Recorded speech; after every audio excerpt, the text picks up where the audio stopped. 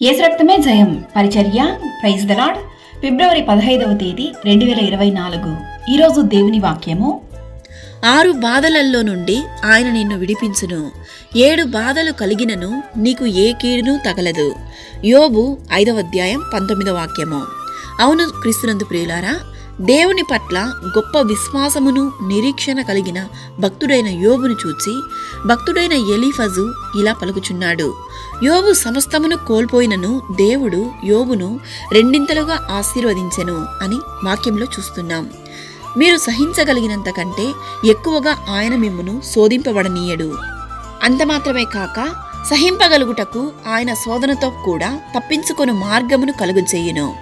భక్తుడైన దావీదు ఇలా రాస్తున్నాడు: వేటకాని ఊరిలో నుండి ఆయన నిన్ను విడిపించును, నాశనకరమైన తెగులు రాకుండా ఆయన నిన్ను రక్షించును అని. ఆయన రెక్కల క్రింద నీకు ఆశ్రయము కలుగును.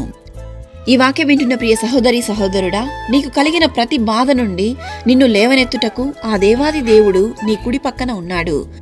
జీవితంలో సంతోషం లేదని, బ్రతుకులో నెమ్మది లేదని దిగులు పడకు.